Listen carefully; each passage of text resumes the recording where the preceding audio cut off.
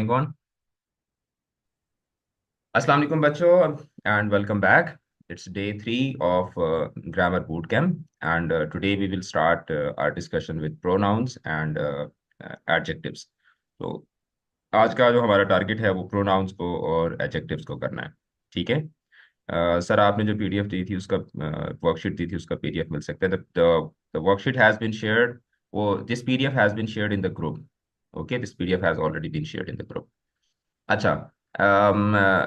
चले मैं आप लोग के जो क्वेश्चंस हैं उनको फिर मैं बाद में लूंगा। ठीक है। ओके। मैं बाद में आपके जो क्वेश्चंस हैं उनको हम देखूंगा। सिटी काउंटेबल है? यस, सिटी काउंटेबल है ना। सिटीज। सिटी एक शहर को एक सिटी बोलते हैं और एक से ज्यादा जो होते हैं वो फिर सिटीज बन जाते हैं। ऑलराइट, सो प्रोनाउन जो है, let's let's get started. Pronoun क्या होता है? That is a word that is used in place of a noun to avoid repetition. जो बुनियादी जो मकसद होता है प्रोनाउन को यूज करने का, वो बेसिकली लैंग्वेज के अंदर जो रेपिटेशन है उससे बचना होता है। क्योंकि एक ही चीज अगर आप एक ही नाउन को बार बार रिपीट करते हैं तो उससे आपकी लैंग्वेज की जो ब्यूटी है वो क्या होती है, वो कॉम्प्रोमाइज होती है, वो डिस्टार्ट होती है। तो उससे बचने के लिए हम लोग क्या करते हैं, प्रोनाउंस को यूज करते हैं।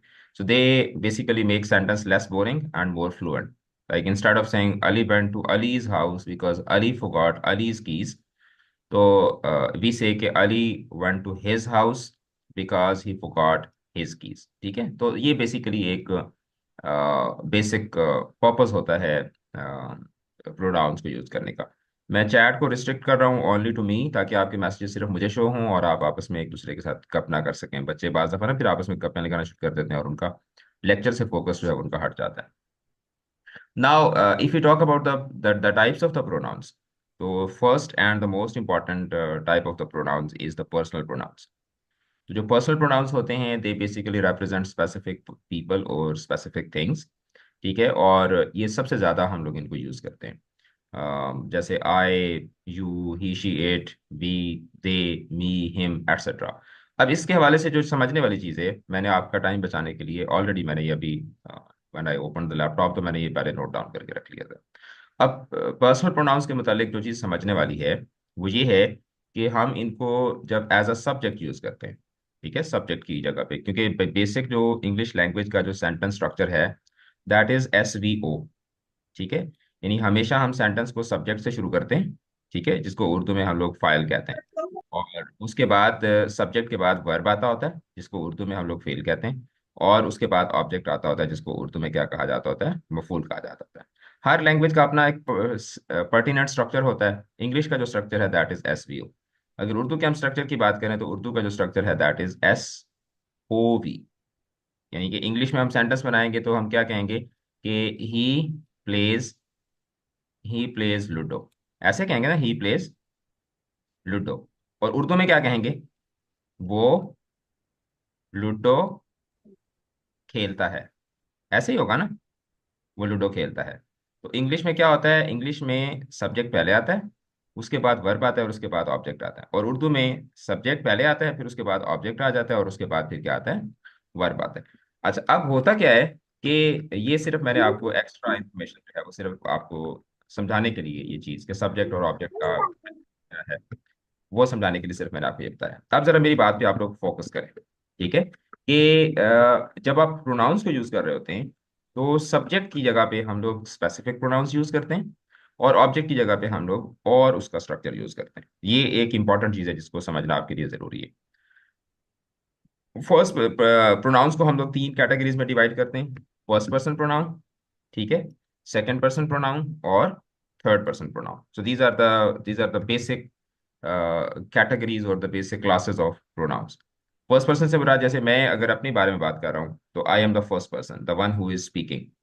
और अगर मेरे सामने कोई बंदा मौजूद है जिससे मैं बात कर रहा हूँ तो उस बंदे के लिए जो प्रोनाउन यूज होगा वो क्या होगा, सेकंड पर्सन प्रोनाउन।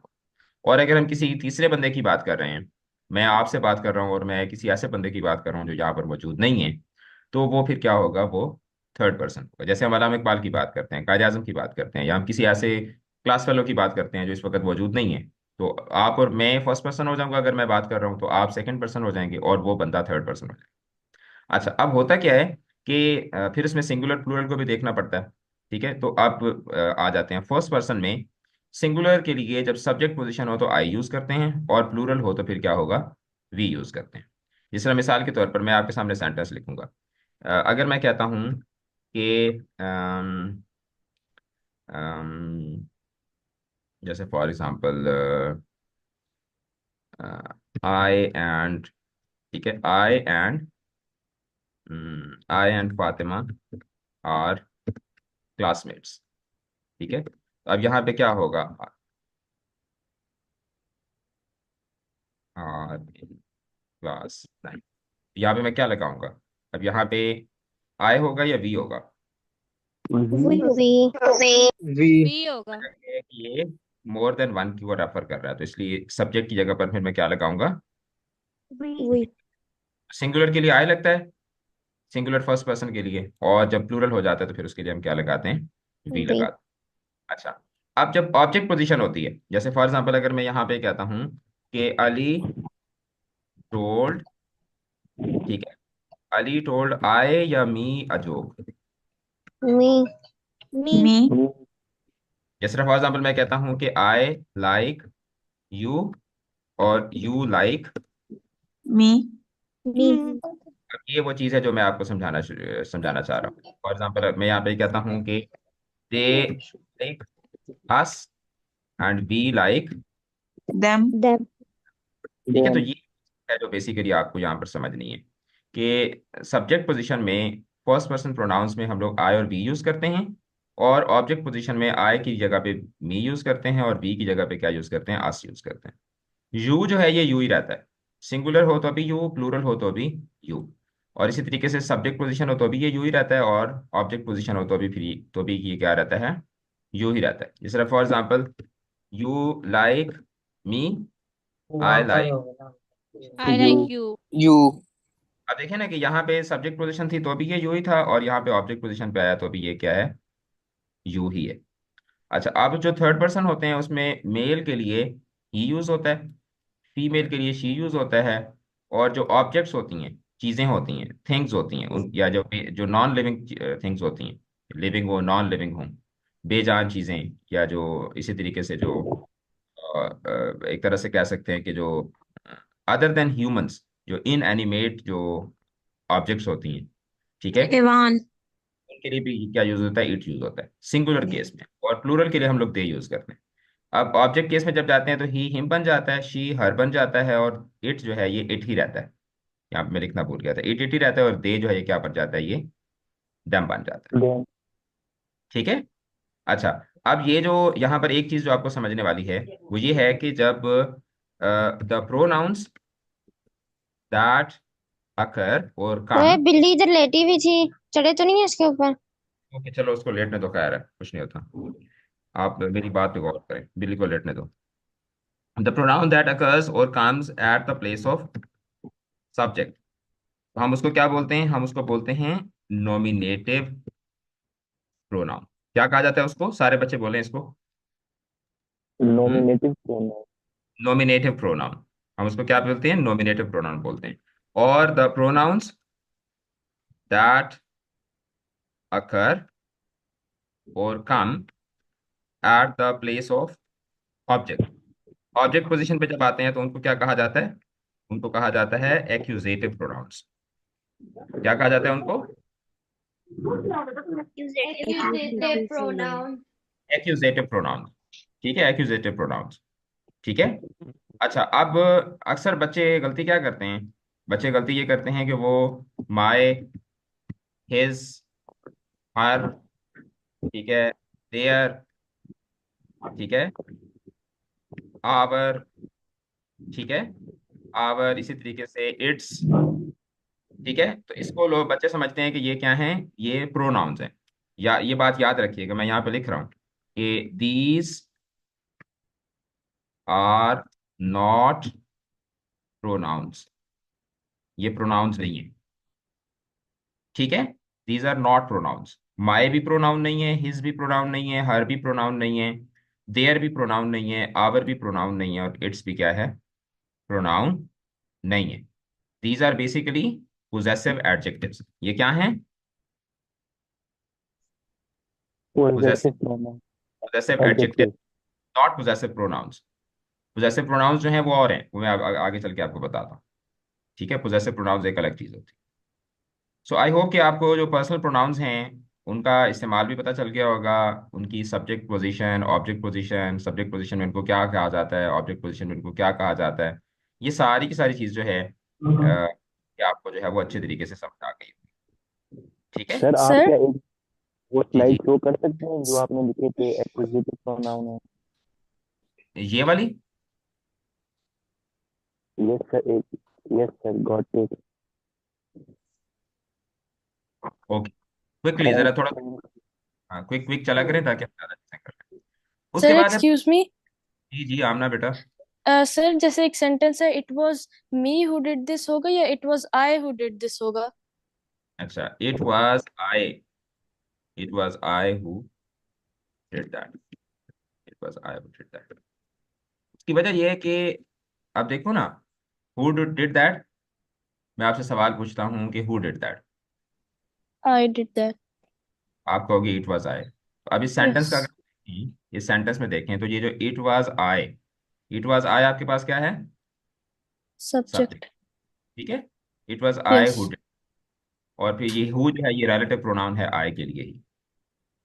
ओके। फिर उसके बाद ये डिड दैट जो है ये क्या बन जाएगा आपका, ये डिड इसका वर्ब बन जाएगा और दैट इसका object. Okay, thank you sir. ठीक है। यस। ओके। उसके बाद पर्सनल प्रोनाउंस के बाद हमारे पास है पोजेसिव प्रोनाउंस। अब ये बात, ये वाले जो वर्ड्स हैं मैंने आपको पहले ही बता दिया, ठीक है, कि ये क्या हैं, दीज आर नॉट प्रोनाउंस। अब ये प्रोनाउंस क्यों नहीं है ये भी अभी मैं आपको थोड़ी देर तक बताऊंगा। जब हम एडजेक्टिव्स के मतलब डिस्कशन स्टार्ट करेंगे ना तो फिर मैं आपको बताऊंगा, बल्कि जब मैं आपको ये प्रोनाउंस पढ़ाऊंगा ना तो प्रोनाउंस पढ़ाते हुए आपको ना आधे एडजेक्टिव्स भी आपको पता भी नहीं चलेगा और आधे एडजेक्टिव्स भी आप पढ़ लेंगे। बट अभी एक दफा आप जिस तरह मैं आपको लेके चल रहा हूँ आपने उसी तरीके से चलना है। पोजेसिव प्रोनाउंस क्या होते हैं, they basically show ownership, ownership. And remember, एक चीज जो आपको याद रखनी है वो ये है कि मैं यहाँ पे इसको कैप्स में बड़ा करके लिख देता हूँ ताकि आप याद रखें कि pronouns should come at the place of noun, not with noun. यानी कि जो प्रोनाउंस होते हैं इनका काम क्या होता है, नाउन की जगह पर आना। ठीक है, प्रोनाउन का क्या काम होता है, नाउन की जगह पर आना। नाउन नहीं होगा, नाउन छुट्टी पे होगा, नाउन एब्सेंट होगा और उसकी जगह पर प्रोनाउंस आएंगे। लेकिन अगर नाउन भी मौजूद है जिसकी आप बात कर रहे हैं और उसके साथ प्रोनाउन भी लगा हुआ है तो इन दैट केस फिर क्या बनता है, when when a pronoun is tagged with a noun it becomes what, adjective. Yes it becomes an adjective. जब उसके साथ टैग कर दें आप उसको, मतलब कि नाउन है, नाउन के बिल्कुल पीछे उसकी उसके बाजू में उसकी बगल में, ठीक है, उसके बिल्कुल पीछे एक प्रोनाउन खड़ा हुआ है, तो हम उससे पूछेंगे कि ओ भाई तू तो प्रोनाउन है, तुझे तो आना चाहिए था, जब नाउन नहीं होगा तो इसके साथ आ गया। वो कहेगा नहीं नहीं सॉरी मैं प्रोनाउन नहीं हूँ, मैं एडजेक्टिव हूँ, मैं इस नाउन को मॉडिफाई करने के लिए आया हूँ, इसकी जगह पर नहीं आया हुआ मैं इसको मॉडिफाई करने के लिए। हम कहेंगे अच्छा तो इसको मॉडिफाई करने के लिए आया है, तो इसका मतलब है तू प्रोनाउन तो ना हुआ ना, फिर तो तू एडजेक्टिव हुआ। ठीक है, ये सिचुएशन जो है ना, ये अभी आपको थोड़ी थोड़ी देर में ही आपको ये सिचुएशन जो है ये समझ आ जाएगी। बिल्कुल मैं एग्जांपल दूंगा आयशा, और ढेर सारी एग्जांपल दूंगा ताकि आपको ये पूरा कॉन्सेप्ट जो है वो अच्छे तरीके से समझ आ जाए। दिस हाउस इज आवर्स, तो आवर्स इसमें क्या है, पोजेसिव प्रोनाउन है। द मैंगोज आर देयर्स, तो देयर्स इसमें क्या है, पोजेसिव प्रोनाउन है। ठीक है, देयर्स इसमें क्या है, पोजेसिव प्रोनाउन है। अच्छा अभी ये जो नंबर 3 है ना रिफ्लेक्सिव प्रोनाउन, ये और नंबर 8 इम्फैटिक प्रोनाउन, ये मैं आपको इकट्ठा पढ़ाऊंगा, ये मैं आपको पढ़ाऊंगा इकट्ठा। बीच में हम पहले इन तीनों की बात कर रहे थे, इन चारों की demonstrative pronounce, interrogative pronounce, relative pronouns और इनडेफिनेट प्रोनाउंस, इन चारों की पहले हम बात कर रहे थे। फिर उसके बाद इसको मैं ये वाला जो है ना रिफ्लेक्सिव एंड इम्फैटिक, ये मैं आपको पढ़ाता हूँ। अब डिमॉन्स्ट्रेशन का मतलब क्या होता है, इशारा करना। तो डिमॉन्स्ट्रेटिव प्रोनाउंस क्या होते हैं, डिमॉन्स्ट्रेटिव प्रोनाउंस बेसिकली वो प्रोनाउंस होते हैं जो नाउन की तरफ इशारा करते हैं। ठीक है, नाउन की तरफ क्या करते हैं, इशारा करते हैं। ठीक है, जैसे फॉर एग्जांपल अगर मैं कहता हूं कि I have two I have 2 jackets, ठीक है। These were bought from the market. तो अब इसमें दीज जो है ये किसकी तरफ इशारा कर रहा है? Two two, jacket. हाँ, ये जैकेट्स आना चाहिए, 2 जैकेट्स। तो ये 2 जैकेट्स की तरफ क्या कर रहा है? इशारा कर रहा है। तो दिस सिंगुलर के लिए जब वो करीब हो, दैट सिंगुलर के लिए जब वो दूर हो, दीज प्लूरल के लिए जब वो करीब हों, और दोज प्लूरल के लिए जब वो क्या हों? दूर हों। अच्छा, अब अगर मैं जिस नाउन की तरफ या जिस चीज की तरफ ये इशारा कर रहे हैं, ठीक है sir, you said that pronouns come in place of noun, then how does a pronoun direct toward a noun? तो प्रोनाउन नाउन की जगह पर आता है ना। देखो, जैसे फॉर एग्जांपल मैं यहाँ पे ये कहता हूँ कि Ali is my friend, Ali is my friend, he is a boy. तब ही जो है ये नाउन की तरफ इशारा कर रहा है ना, मतलब नाउन की तरफ डायरेक्ट कर रहा है, या नाउन की तरफ ये रेफर कर रहा है। और इसको हम लोग बोलते होते हैं pronoun antecedent reference. Pronoun antecedent, antecedent भी इसको बोलते हैं और एंटीसीडेंट भी बोलते हैं। ये प्रोनाउन है, और एंटीसीडेंट वो नाउन होता है जिसकी तरफ प्रोनाउन जो है वो इंडिकेट कर रहा होता है। जिसकी जगह पर, जिस नाउन की जगह पे प्रोनाउन आता है वो क्या कहलाता है? वो एंटीसीडेंट कहलाता है उसका, ठीक है। अच्छा, अब दिस, दैट, दीज और दोज, अगर तो ये नाउन की तरफ इंडिकेट कर रहे हो, तो in that case they are called pronouns. But अगर ऐसा हो, जैसे फॉर एग्जांपल मैं यहाँ पे ये लिखता हूँ कि दीज आर माई बुक्स, और फिर मैं लिखता हूँ कि these books are mine, these are my books and these books are mine. अब मुझे बताएं कि पहला जो है, पहला जो स्ट्रक्चर है, इसमें जो दीज है, ये एक डिमॉन्स्ट्रेटिव एडजेक्टिव है या डिमॉन्स्ट्रेटिव प्रोनाउन है? Demonstrative pronoun. प्रोनाउन। अच्छा, और यहाँ पे दीज बुक्स आर माइन में ये जो दीज है, ये एक demonstrative pronoun. Demonstrative adjective. Adjective. Adjective. Adjective. यहाँ पे डिमॉन्स्ट्रेटिव एडजेक्टिव होगा, क्योंकि ये, इसका मतलब ये है कि ये बुक्स को क्या कर रहा है? मॉडिफाई कर रहा है। Modify. अच्छा, इसी तरीके से माई बुक्स के अंदर ये जो जो माई है, ये पोजेसिव प्रोनाउन है या पोजेसिव एडजेक्टिव है? Adjective possessive. पोजेसिव। Adjective. और जब मैं Adjective. कहता हूँ कि दीज बुक्स आर माइन, तो इसमें माइन जो है ये पोजेसिव प्रोनाउन है या? Pronoun. प्रोनाउन। Pronoun. इसका मतलब ये है कि प्रोनाउन जो होता है उसके साथ नाउन नहीं होता, और जो एडजेक्टिव होता है, एडजेक्टिव के साथ बेसिकली क्या होता है? उसके बिल्कुल साथ, Noun. ठीक है। अच्छा, इसी तरीके से अगर हम लोग बात करें इंट्रोगेटिव प्रोनाउंस की, interrogative pronouns are used to ask questions, जैसे who, whom, whose, which, what, वगैरह वगैरह। जैसे who is leading the cricket match. अब ये नाउन के मुतालिक सवाल पूछने के लिए यूज होते हैं, नाउन के मुतालिक। इनका जवाब हमेशा नाउन होता है।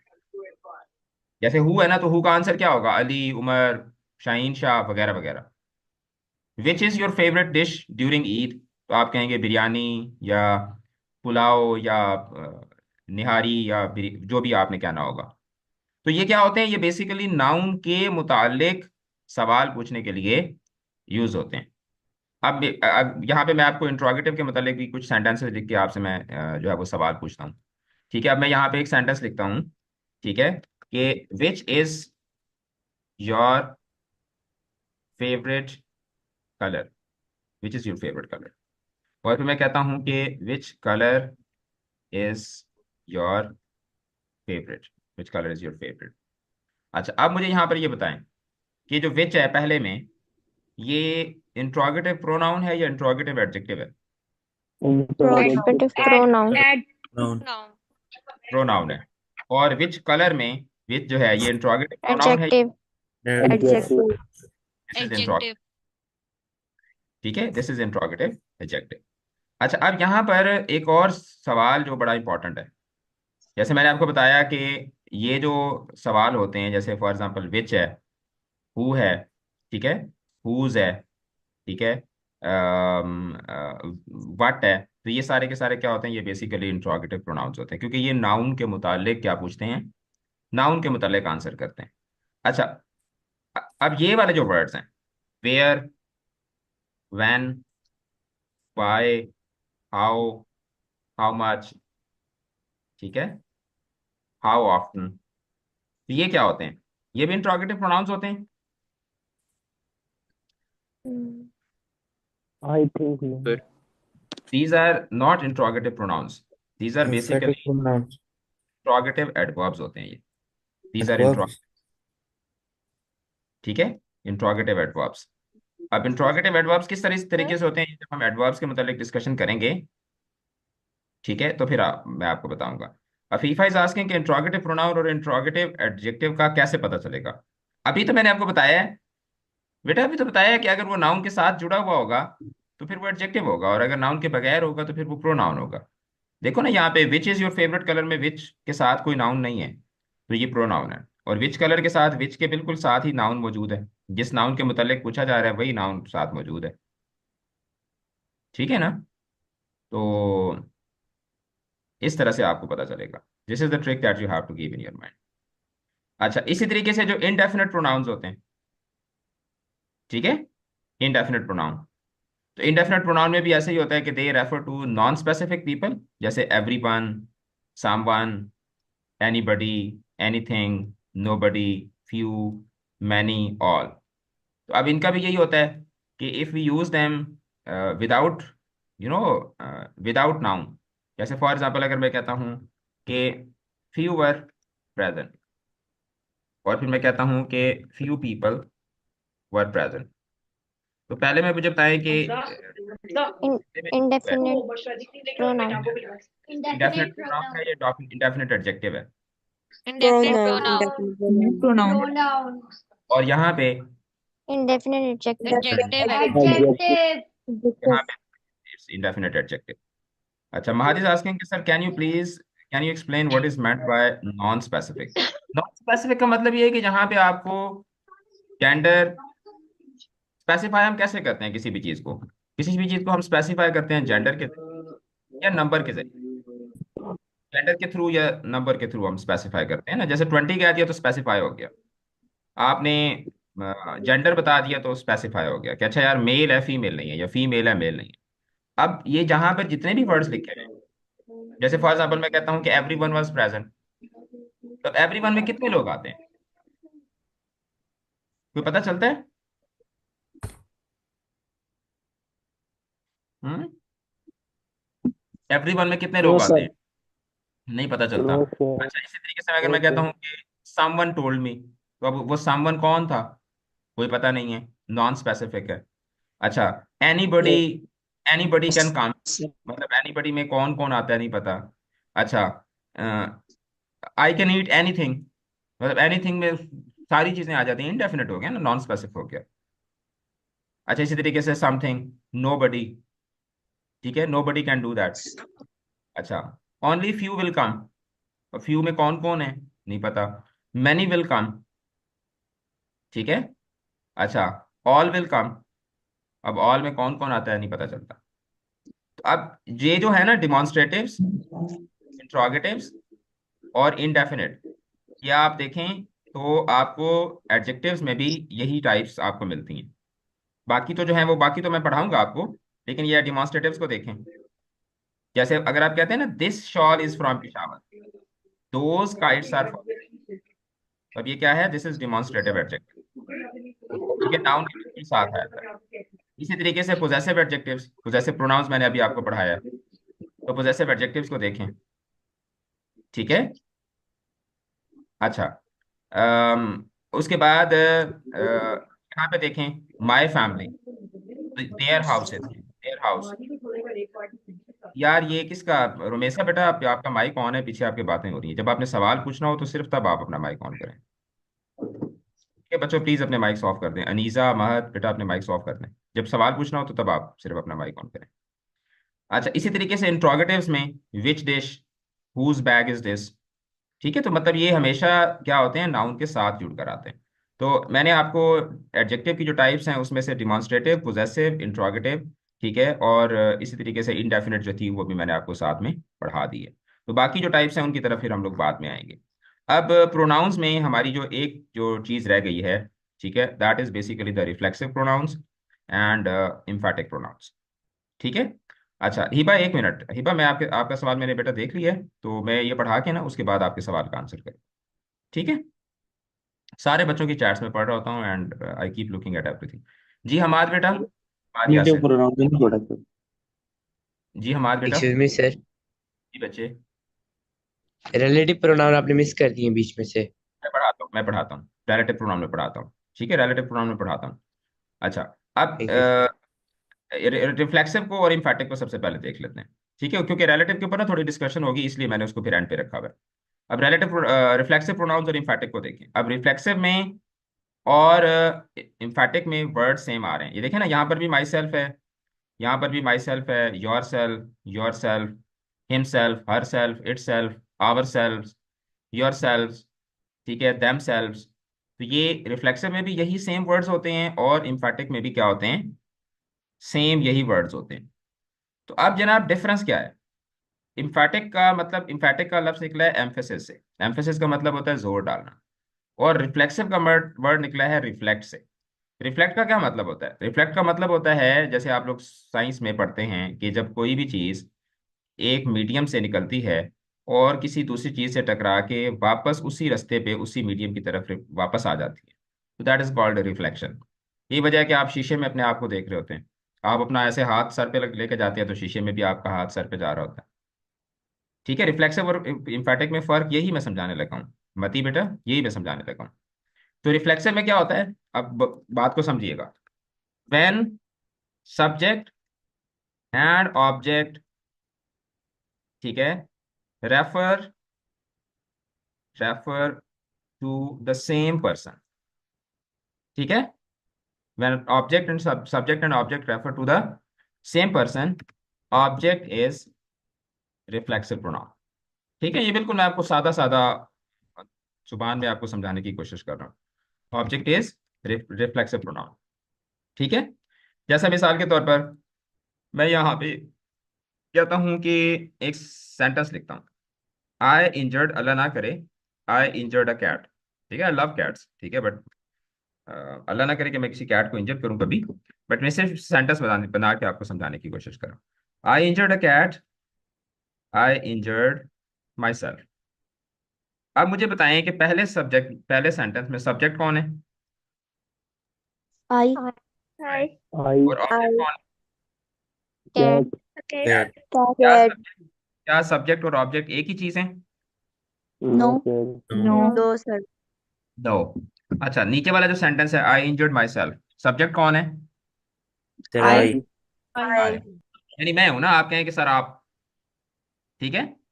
अच्छा, और ऑब्जेक्ट कौन है? माई से दोबारा सेम। इसका मतलब ये है कि यहाँ पे सब्जेक्ट और ऑब्जेक्ट दोनों एक ही बंदे की तरफ रेफर कर रहे हैं।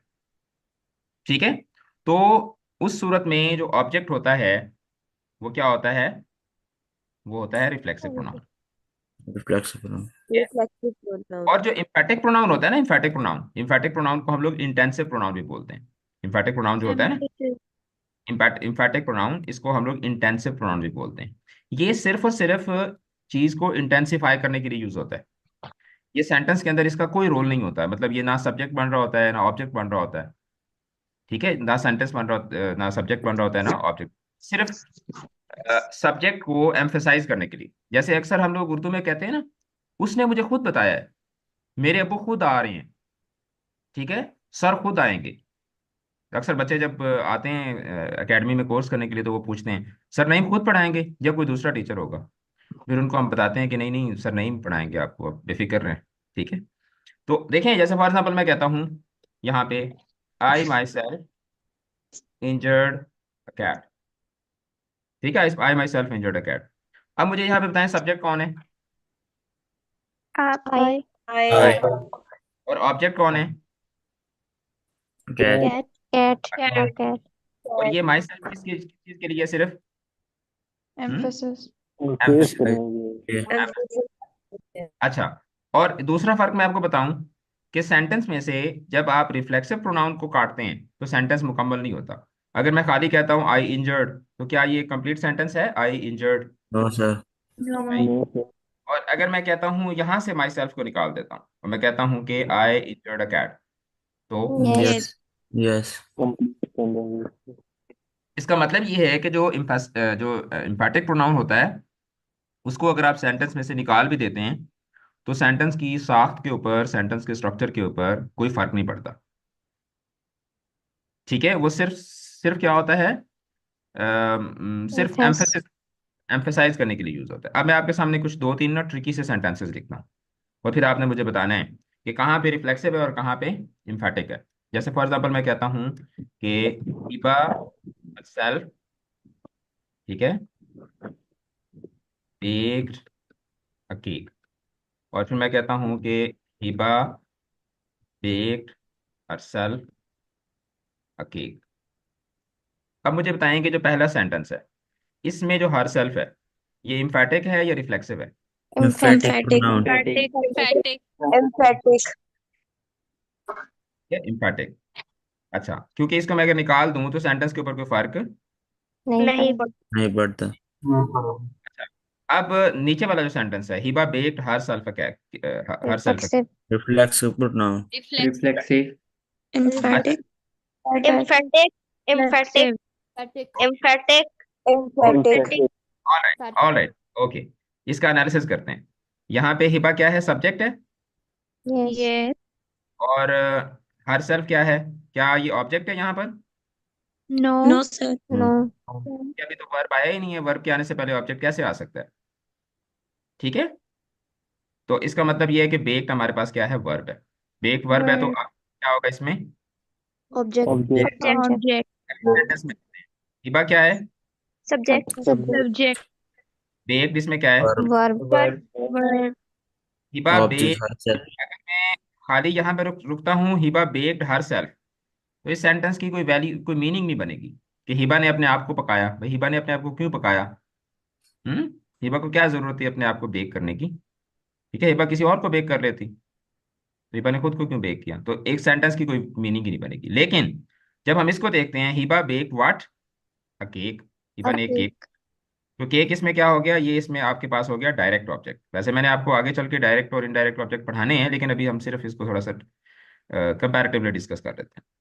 लेकिन यहाँ पे जो हर सेल्फ है, क्या ये भी इस बेक का, क्या इस बेक का ये भी ऑब्जेक्ट बन रहा है? जी सर। बन रहा है। यानी कि इसका No, इसका sir. इसका तर्जुमा क्या बनेगा? हाँ, कि हिबा ने हिबा ने खुद अपने लिए, खुद ही बनाया। केक बनाया। हिबा ने अपने लिए केक बनाया। ठीक है, हिबा ने अपने लिए केक बनाया। केक बनाया। ठीक है, जैसे हम नहीं कहते कि give yourself a treat, कहते हैं ना? कहते हैं। yes, give yourself a yes treat. Sir. तो give yourself a treat में क्या है? गिव आपके पास वर्ब है और गिव अ ट्रीट, ट्रीट इसमें डायरेक्ट ऑब्जेक्ट है, और योर सेल्फ इसमें क्या है? Indirect, indirect object. Indirect object. indirect, तो ये रूल मैं आपको ये समझाना चाह रहा था कि जो रिफ्लेक्सिव प्रोनाउन होता है ना, रिफ्लेक्सिव प्रोनाउन वो हमेशा वर्ब के बाद आता है, और जो इम्फेटिक प्रोनाउन होता है वो वर्ब से पहले आता है।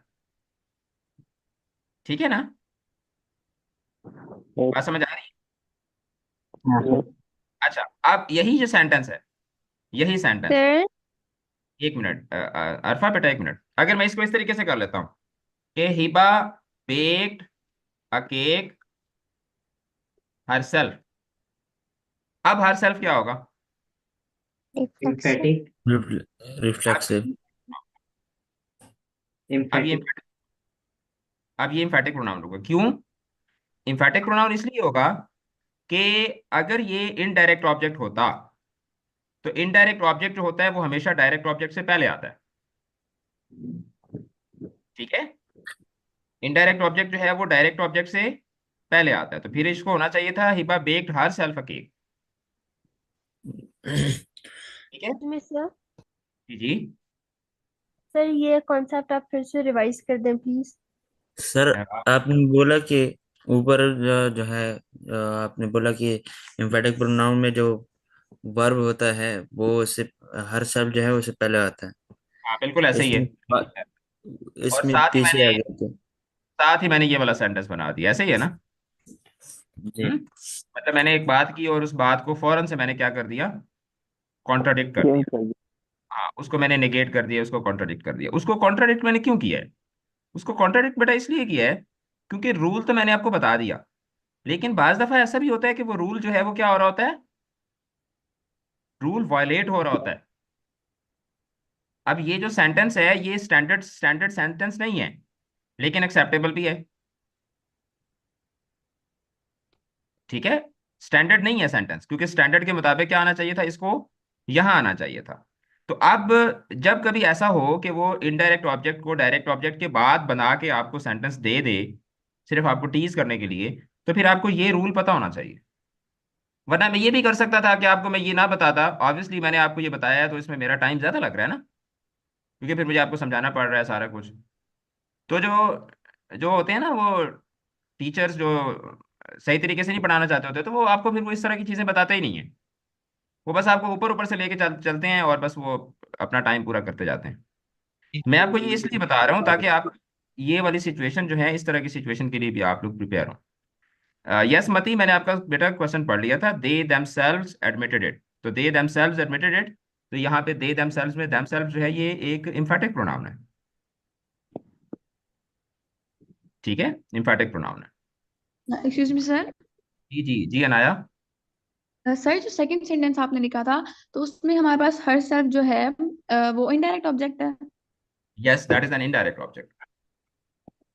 ठीक है, thank you sir. Indirect object हमेशा डायरेक्ट ऑब्जेक्ट से पहले आता है।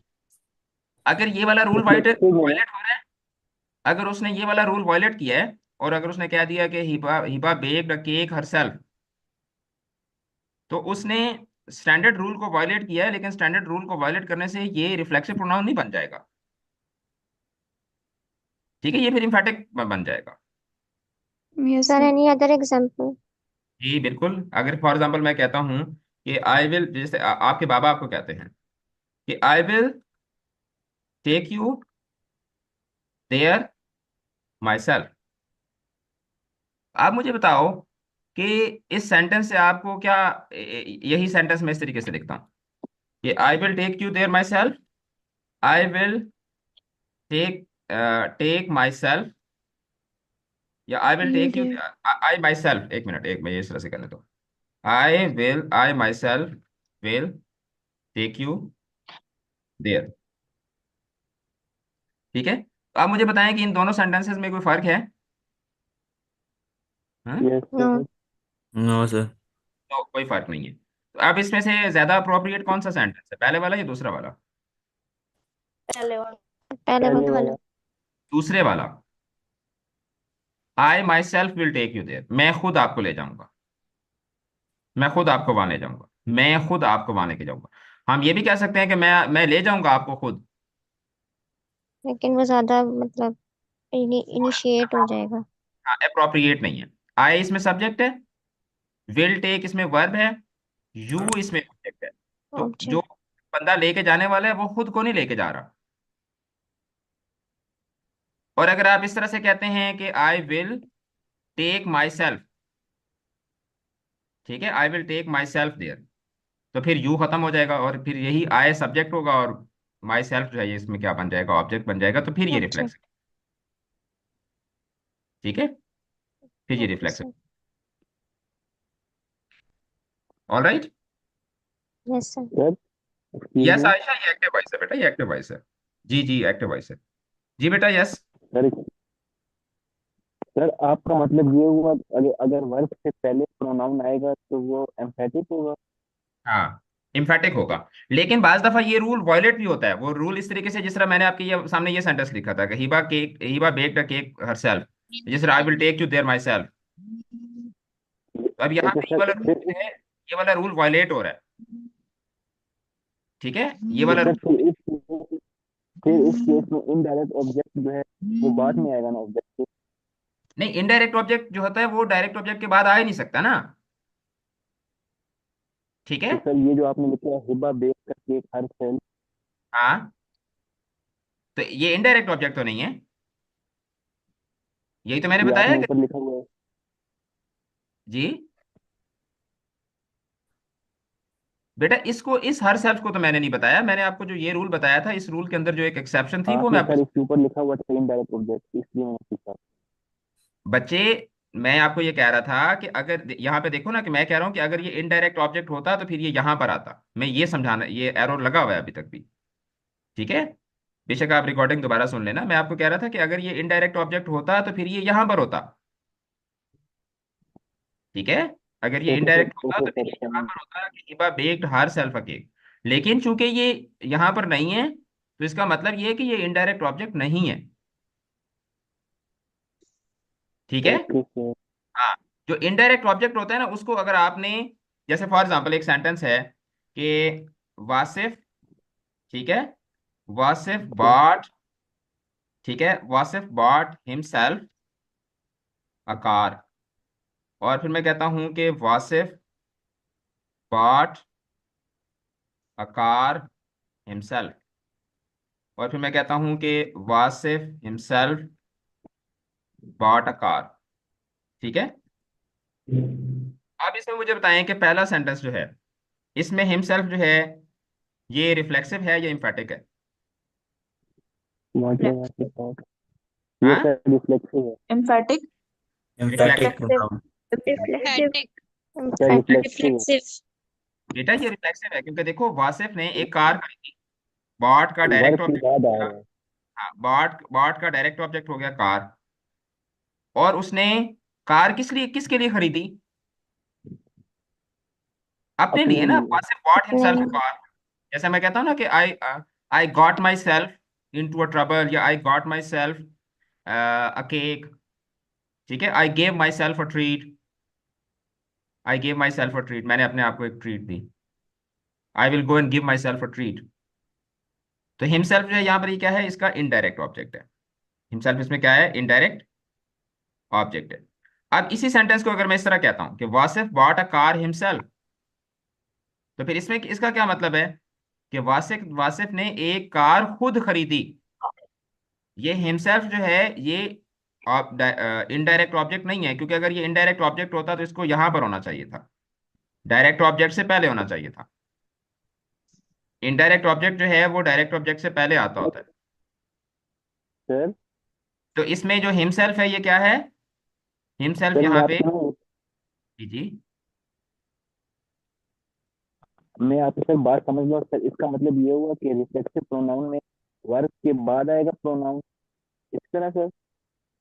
नहीं, देखो बात ये है कि आप रूल्स को समझें, दो रूल्स हैं और उनको आप लोग आपस में मिक्स कर रहे हैं, जिसकी वजह से आपको ये चीज़ जो है वो समझ नहीं आ रही। मैं आपको एक एक ऐसी चीज़ समझाने की कोशिश कर रहा हूँ जिस पे अक्सर आप अपना एमसीक्यू गलत करते हैं। सर सेकंड वाला रूल बहुत कंफ्यूजन कर रहा है। सेकंड वाला रूल कंफ्यूजन कर रहा है। अब देखो बात ये है कि सर फर्स्ट डायरेक्ट, वाली समझ आ गई कि सेकंड की नहीं आ रही। मैं समझाता हूँ आपको, आप दो रूल्स को देखो। पहला रूल ये है, मैं अपना कैमरा ऑन कर लेता हूँ ताकि आप मेरी बात को थोड़ा इंगेजिंग वे में समझ सकें। देखो पहला रूल जो आपको समझना है ना, वो ये है कि जब दो ऑब्जेक्ट्स आपके पास होंगे, तो जो इनडायरेक्ट ऑब्जेक्ट है, ठीक है, वो पहले आएगा, और जो डायरेक्ट ऑब्जेक्ट है वो क्या आएगा, बाद में बाद आएगा। में। ये पहला रूल है। ठीक है, दूसरा रूल जो मैंने आपको बताया वो प्रोनाउंस के मुतालिक बताया कि जो इम्फेटिक प्रोनाउन होता है वो हमेशा वर्ब से पहले आता है। ठीक है, इम्फेटिक प्रोनाउन क्या आता है, वर्ब से पहले आता है। अब अगर ऐसा हो, अब मुझे बताएं कि सेंटेंस के अंदर वर्ब ज्यादा इंपॉर्टेंट होता है या जो है वो ऑब्जेक्ट ज्यादा इंपॉर्टेंट होता है, कौन सी चीज ज्यादा इंपॉर्टेंट होती है? Obviously verb verb. ज्यादा। वर्ब। वर्ब इंपॉर्टेंट, पूरे सेंटेंस वर्ब। को देख। वर्ब।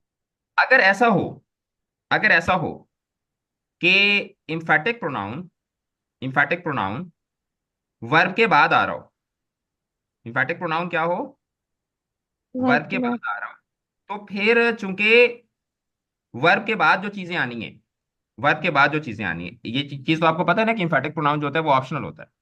अभी ऑप्शनल होता है, ठीक है, मतलब वो हो या ना हो उसके होने से फर्क नहीं पड़ता।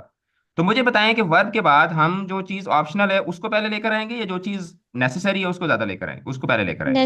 नेसेसरी है जो। आप डायरेक्ट नेसेसरी ऑब्जेक्ट वाले। में और, हाँ, डायरेक्ट ऑब्जेक्ट में और इम्फेटिक प्रोनाउन में से कौन सी चीज है जो हमारे लिए नेसेसरी है? Direct object. Direct object. Direct object. लेकिन अगर दो ऑब्जेक्ट हो तो फिर कौन सा ऑब्जेक्ट पहले आता है, डायरेक्ट या इनडायरेक्ट? इनडायरेक्ट। इनडायरेक्ट। इसका मतलब ये हुआ, इसका मतलब ये हुआ कि अगर तो वर्ब के फौरन बाद सेल्फ वाला स्ट्रक्चर मौजूद हो, वर्ब के फौरन बाद, ठीक है, वर्ब के फौरन बाद अगर स्ट्रक्चर मौजूद है तो फिर वो क्या है, वो रिफ्लेक्सिव प्रोनाउन है, वर्ब के फौरन बाद अगर मौजूद है। लेकिन अगर वर्ब के फौरन बाद आ गया डायरेक्ट ऑब्जेक्ट, और डायरेक्ट ऑब्जेक्ट के बाद अगर सेल्फ वाला स्ट्रक्चर मौजूद है, तो इसका मतलब ये है कि वो रिफ्लेक्सिव प्रोनाउन नहीं है, वो एक इम्फेटिक प्रोनाउन है। ठीक है, जिसको वर्ब से पहले आना चाहिए था, आपने उसको वर्ब के बाद लेकर आए, तो जब वर्ब के बाद उसको लेकर आएंगे तो ऑब्जेक्ट कहेगा भाई मेरी बारी है, ये मेरी जगह है, आप मेरी जगह पर नहीं आ सकते। अगर आपने मेरी जगह पर आना है, डायरेक्ट ऑब्जेक्ट कहेगा कि अगर आपने मेरी जगह पर आना है तो ऑब्जेक्ट बनकर आओ। ऑब्जेक्ट बनकर नहीं आ सकते, पहले मैं आऊंगा उसके बाद आते रहना। बात समझ आ रही है ना? ठीक है, तो अब यहाँ पे देखो, जो मैंने आपको हिबा बेक्ड केक वाला जो सेंटेंस बताया था, मैं उसको दोबारा यहाँ पे आपके सामने लिखता हूँ। मैं यहाँ पे कहता हूँ कि Hiba baked her self a cake. आप देखो कि वर्ब के फौरन बाद आ गया, तो ये इनडायरेक्ट, रिफ्लेक्सिव। ठीक है, वर्ब के रिफ्लेक्सिव। फौरन बाद आ गया तो ये क्या है, इनडायरेक्ट ऑब्जेक्ट है। लेकिन अगर मैं इसी को इस तरीके से कर लेता हूं कि Hiba baked a cake her self, तो इसका मतलब ये है कि ये हर सेल्फ जो है ये क्या है, ये एक इम्फेटिक प्रोनाउन है। क्योंकि अगर ये रिफ्लेक्सिव होता तो फिर ये वर्ब के फौरन बाद आता। ठीक है, इन इस सेंटेंस को होना इस तरीके से चाहिए कि Hiba her self baked a cake. लेकिन आपने उस सेंटेंस का स्ट्रक्चर तब्दील कर दिया, लेकिन स्ट्रक्चर तब्दील करने से इम्फेटिक जो है उसकी उसकी वैल्यू तो तब्दील नहीं होगी ना। ठीक है, अगर ये रिफ्लेक्सिव प्रोनाउन होता तो फिर ये इस इनडायरेक्ट ऑब्जेक्ट बनता, और इनडायरेक्ट ऑब्जेक्ट हमेशा यहाँ पर आता होता है, वर्ब के फौरन बाद आता। सर जो पहला सेंटेंस है उसमें जो हर सल्फ है वो इनडायरेक्ट ऑब्जेक्ट है, बिल्कुल इनडायरेक्ट ऑब्जेक्ट है। और जो दूसरे में है हर सेल्फ ये डायरेक्ट ऑब्जेक्ट है। यार डायरेक्ट ऑब्जेक्ट कैसे बन गया? डायरेक्ट ऑब्जेक्ट मतलब उसने खुद को बेक किया है। सर ये डायरेक्ट और इनडायरेक्ट ऑब्जेक्ट में बहुत कंफ्यूजन हो रही है। हाँ, डायरेक्ट और इनडायरेक्ट ऑब्जेक्ट में कंफ्यूजन हो रही है, मुझे पता है, इसी वजह से ही आप लोग कंफ्यूज हो गए। ठीक है, अच्छा, अब असल में ना मुझे आप लोगों को ये, इसका मतलब है कि वो टीचर ठीक करते हैं जो आपको मुश्किल चीजें नहीं पढ़ाते, सही करते हैं ना। फिर आप एमसीक्यू गलत करके आ जाते हैं, टीचर कहते हैं चलो यार खैर है, मैं तो मुसीबत से तो बच गया ना, मुझे तो जलील नहीं होना पड़ा ना, बच्चे गलत कर रहे हैं तो ठीक है, खैर है, कुछ नहीं होता। तो बट मैं आपको इस परेशानी से बचाने की कोशिश करूँ, क्योंकि बेटा इस तरह के एमसीक्यूज आते हैं पेपर में, और फिर वहां पर आप जो है वो प्रॉब्लम करते हैं। अच्छा, मैं आपको डायरेक्ट और इनडायरेक्ट ऑब्जेक्ट जो है उसका पहले मैं आपको डिफरेंस बता देता हूँ। एक आपके पास है वर्ब, वर्ब का मतलब क्या होता है, एक्शन। ठीक है, अब जैसे फॉर एग्जांपल बेकिंग है, बेकिंग एक एक्शन है। अब व्हाट वाज बेक्ड, ठीक है, या हु वाज बेक्ड, बस जिस तरह से मर्जी आप ले लें, मतलब किसके ऊपर वो एक्टिविटी परफॉर्म हुई, वो आपका क्या कहलाता है, डायरेक्ट ऑब्जेक्ट कहलाता है। ठीक है, और फॉर होम, ठीक है, या फॉर व्हाट, किसके लिए, किसकी खातिर, तो वो फिर क्या होता है, वो आपका इनडायरेक्ट ऑब्जेक्ट। ठीक है, जैसे फॉर एग्जांपल मैं यहाँ पे ये कहता हूं कि Ali sent me a letter, और फिर मैं कहता हूं कि Ali sent a letter me, कौन सा सेंटेंस ठीक है? Ali sent me a letter. ऊपर अली वाला सेंट, है। ठीक है। अब Ali sent me a letter, अब ये इसको आप जेन में रखिएगा, अली सेंट व्हाट, अली ने क्या भेजा, what was sent, letter. Letter. ठीक है, what was sent, letter was sent, letter. क्या हो गया, लेटर हो गया जी डायरेक्ट ऑब्जेक्ट। डायरेक्ट।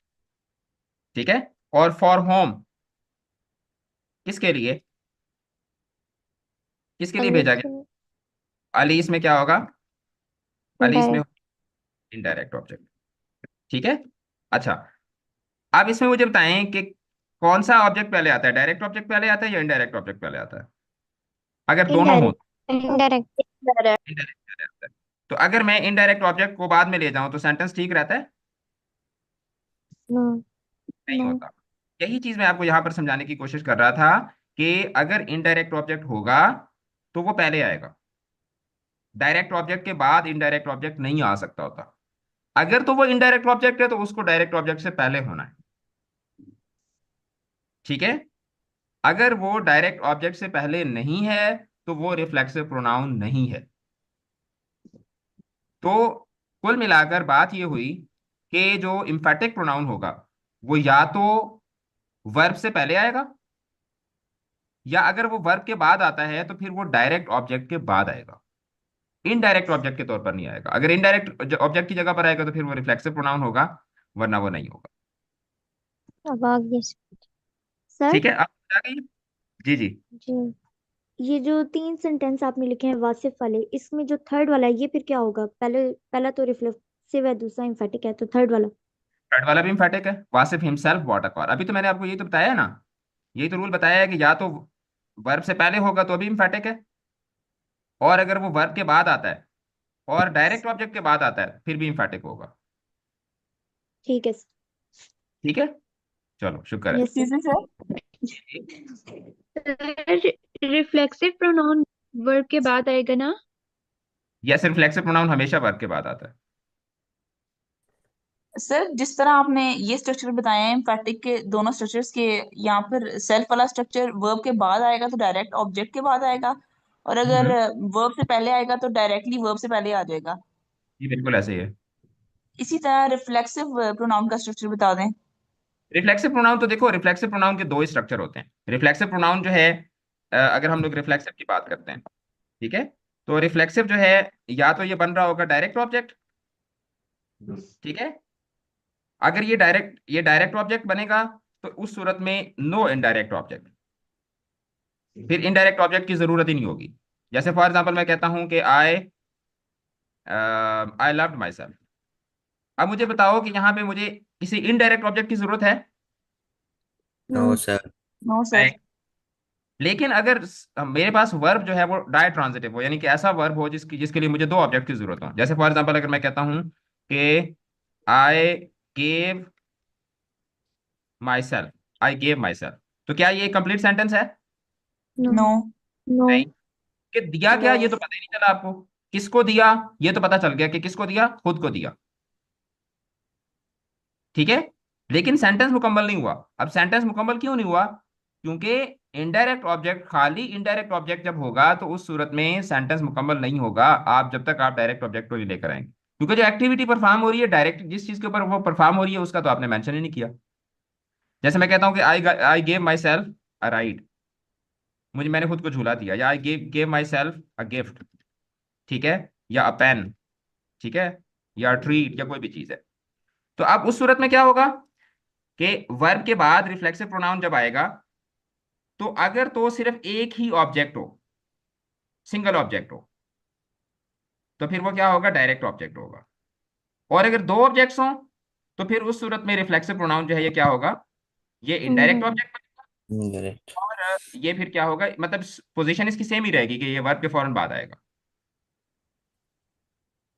ठीक है, तो ये दो इसकी सिचुएशंस होती हैं कि ये डायरेक्ट ऑब्जेक्ट बनता है या इनडायरेक्ट ऑब्जेक्ट। डायरेक्ट ऑब्जेक्ट ये उस वक्त बनता है जब खाली सिर्फ ये हो, और इनडायरेक्ट ऑब्जेक्ट उस वक्त सूरत में बनता है जब डायरेक्ट ऑब्जेक्ट कोई और हो, एक्टिविटी किसी और पे परफॉर्म हो रही हो, और ये सिर्फ उसका क्या बन रहा हो, बेनिफिशियरी बन रहा हो। The dog hurt itself chasing the ball, reflexive है। Zephyr is saying कि grammar is like if you want to survive context or नहीं। भाई मेरे पीएचडी में ना हमारी जो क्लास थी ना, मैं अभी आपको रिजल्ट खोल के दिखाऊं, हमारी पीएचडी की क्लास में एक सब्जेक्ट होता है अप्लाइड ग्रामर का। हमारी पूरी क्लास फेल हो गई थी अप्लाइड ग्रामर के सब्जेक्ट में। उसमें ग्रामर हम लोग पढ़ते हैं मैथ के पैटर्न पे। पूरी क्लास फेल हो गई थी एंड आई वॉज द आप ओनली वन। पास हो। मैं पास हुआ and I got 94 out of 100। ठीक है, ग्रामर तो मेरा स्ट्रॉन्ग सूट है। ग्रामर जो है ना, that is my strong suit. ठीक है, ग्रामर पे आप मुझे बिठा दें तो मैं खाना भी भूल जाता हूँ। अभी चाय मेरी ठंडी हो गई है, बट मुझे मजा आ रहा है। अच्छा, तो well, let's get back. I emphatic और रिफ्लेक्सिव का जो डिफरेंस है, ये आपको क्लियर हो गया होगा। ठीक है, इम्फैटिक और रिफ्लेक्सिव का डिफरेंस जो है वो आपको क्लियर हो गया। फर्दर जब आप सर आगे, इनमें मेन मेन हाँ, डिफरेंस एम्फेसिस का ही होगा ना फिर? यस, एम्फेसिस का और रिफ्लेक्शन का। यस। अगर एक्टिविटी एक्टिविटी मतलब कि जो बंदा कर रहा है उसी को डायरेक्ट उसका उसी के ऊपर ही उसका इफेक्ट आ रहा है। Okay. ठीक है, वो जिस तरह कहते हैं ना, जेड़ा यस बोले, सर। जो काम कर रहा है वो खुद डायरेक्टली उससे मुस्तफीद भी हो रहा है, या उस काम का उसके ऊपर डायरेक्टली कोई असर भी पड़ रहा है, तो फिर वो रिफ्लेक्सिव है। लेकिन अगर उसको उसका कोई असर नहीं पड़ रहा उसके ऊपर, ठीक है, असर किसी और पे पड़ रहा है, तो उस सूरत में फिर वो क्या होगा, वो एम्फेसिस होगा। ठीक है। अच्छा, अच्छा, उसके बाद रिलेटिव प्रोनाउंस। अब रिलेटिव प्रोनाउन क्या होते हैं? रिलेटिव देखें, आम जिंदगी में आप देखें कि जो रिलेटिव होते हैं, रिलेटिव, वो बेसिकली क्या होते हैं? जैसे आप कहते हैं कि ये बंदा जो है, जैसे फॉर एग्जांपल अली है, आप कहते हैं कि अली जो है वो मेरा रिश्तेदार है। अब वो आपका रिश्तेदार कैसे बनता है? हम्म, रिश्तेदार कैसे पेरेंट्स बनता का था। कोई है? कनेक्शन होगा। एक तरफ आपके लेट सपोज पेरेंट्स हैं, ठीक है, और दूसरी तरफ क्या है, अली के पेरेंट्स हैं। ठीक है, अब इन दोनों का आपस में कोई ताल्लुक होगा तो अली क्या बन जाएगा, ये आपका, इन रिलेटिव। दोनों, हाँ, इन दोनों का आपस में कोई कनेक्शन होगा तो वो उस कनेक्शन से ये अली क्या बन जाएगा, Relative. अली। इस पार्टी का, जैसे ये इसके Relative. पेरेंट्स हैं, अली के पेरेंट्स का इनके साथ ताल्लुक है, तो अली कहेगा ये मेरे रिलेटिव्स हैं। ऐसे ही होता है ना, रिलेशन ऐसे ही बनता होता है ना। जी। अच्छा, रिश्ता एक ऐसी चीज होती है, ये थोड़ी फिलोसॉफिकल बात हो जाएगी। रिश्ता एक ऐसी चीज होती है कि जिसमें आपका कोई किरदार नहीं होता, बाकी लोगों का किरदार होता है, और आप उसको सिर्फ कैश करते हैं। इसीलिए तो रिश्ते मजे के होते हैं, इसीलिए तो रिश्ते मीठे लगते हैं हमें, क्योंकि आपको आपको वो चीज एक उसमें मिल रही होती है, आपको एक सरप्लस में एक चीज मिल रही होती है। अच्छा, now let's talk about the reflexive pronounce. Reflexive pronouns क्या करते हैं? ये बेसिकली सेंटेंस के एक पार्ट को दूसरे पार्ट के साथ क्या करते हैं, कनेक्ट करते हैं। तो दे बेसिकली कनेक्ट क्लॉजेज और फ्रेजेस टू अ नाउन और अ प्रोनाउन। जैसे फॉर एग्जांपल द टीचर, जैसे एक सेंटेंस है आपके पास, the teacher is from Lahore. और जब आप कहते हैं कि the teacher who taught us grammar, तो अब इसमें हु जो है ये रिफ्लेक्ट कर रहा है किसकी तरफ, टीचर की तरफ। ये इसके साथ, इस पार्ट को इस पार्ट के साथ क्या कर रहा है, Connect. कनेक्ट कर रहा है। अच्छा, this is the dish that everyone loves during during wedding. अब दिस इज द डिश, अब ये जो दैट है ये क्या कर रहा है, इस पूरे पार्ट का, ठीक है, इस पूरे पार्ट का रिलेशनशिप बना रहा है किसकी चीज के साथ, डिश के साथ। Dish. डिश। तो रिलेटिव्स क्या करते हैं? जो रिलेटिव प्रोनाउंस होते हैं ये बेसिकली सेंटेंस के अंदर एक पार्ट को दूसरे पार्ट के साथ क्या करते हैं, रिलेट करते हैं, एक पार्ट को दूसरे पार्ट के साथ कनेक्ट करते हैं। ठीक है, आज की क्लास थोड़ी लंबी हो जाएगी, आपने जो भी बाकी काम है मैं भी कैंसिल करूंगा, आप भी कैंसिल करेंगे, हम लोग प्रोनाउंस और एडजेक्टिव्स दोनों को करके यहाँ से उठेंगे। कोई बच्चा उठ के नहीं जाएगा, कोई बच्चा कहीं भी नहीं जाएगा, जो भी आपका काम है, क्लास है, आप उसको कैंसिल करेंगे और आप मेरे साथ बैठेंगे। Okay sir. ठीक है। Yes sir. The teacher who taught us grammar is from Lahore. अच्छा, जिस तरीके से ऊपर बात हो रही थी ना इंट्रोगेटिव्स की, और मैंने आपको बताया था कि ये हु वगैरह, हु, व्हाट, दीज, दोज, ये सारे के सारे क्या होते हैं, ये बेसिकली Yeah. एडवर्ब्स होते हैं, इंटेरोगेटिव। इंट्रोगेटिव एडवर्ब्स होते हैं। इसी तरीके से वेयर, ठीक है, और व्हेन, ठीक है, Hmm. ये सारे के सारे जो होते हैं ना, ये अगर सेंटेंस के अंदर, सेंटेंस के एक पार्ट को दूसरे पार्ट से जोड़ने के लिए आए तो फिर ये क्या बन जाते हैं, ये रिलेटिव एडवर्ब्स बन जाते हैं। प्रोनाउन। अच्छा, अब आप सर हम एक, इनको मैं सर समझाता हूँ। इनको स्पेसिफाई एडवर्ब के साथ ही क्यों कर रहे हैं? हालांकि ये तो कोई भी क्वेश्चंस वगैरह के साथ आ सकते हैं ना, किसी भी पार्ट्स ऑफ स्पीच का पार्ट बन के। मैं बताता हूँ आपको, मैं बताता हूँ। अब इसके ऊपर हम लोग पहले एक थोड़ी सी डिस्कशन करेंगे, 10 एक मिनट, उसके बाद I take you back to the adjectives. अब ये प्रोनाउंस के मुतालिक हमारी ये लास्ट डिस्कशन होगी। अब इसको देखें, व्हाट, व्हेन, वेयर, हु, अच्छा इसी तरीके से दैट, ठीक है, और इसी तरीके से वाई, ठीक है, और हाउ, ठीक है। whom, अच्छा, अब इनको हम देख लेते हैं।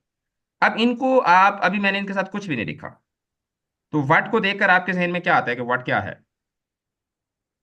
क्वेश्चन। इंट्रोगेटिव, ठीक है, इंट्रोगेटिव प्रोनाउन है। व्हेन को देखकर क्या आता है कि ये एक इंट्रोगेटिव एडवर्ब है। इंट्रोगेटिव। वेयर को देखकर क्या आता है कि ये भी एक इंटरोगेटिव इंटरोगेटिव, एडवर्ब, ठीक है। हु को देखकर जहन में क्या आता है? Interrogative pronoun. इंटरोगेटिव प्रोनाउन है, यही जहन में आता है ना। यस ठीक है? सर। और दैट को देखकर जहन में क्या आता है कि ये एक डिमॉन्स्ट्रेटिव प्रोनाउन है। वाई को देखकर जहन में क्या आता है कि ये एक इंट्रोगेटिव एडवर्ब है, ठीक है। और हाउ को देखकर भी जहन में क्या आता है कि ये एक इंट्रोगेटिव एडवर्ब है।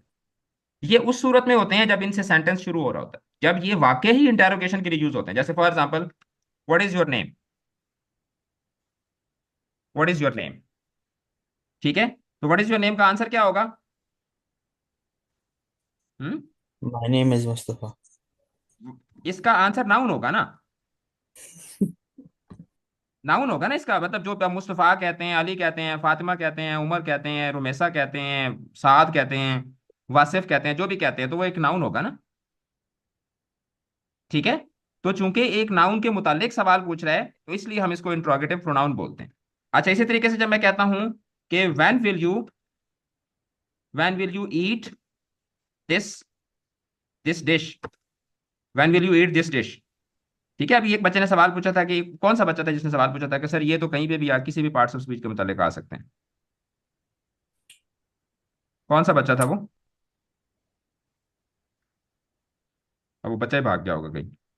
अच्छा, when will you eat this dish, तो इसका आंसर लेट्स सपोज आप कहते हैं कि I will eat this in the evening, I will eat this in the evening, यही इसका जवाब देंगे ना।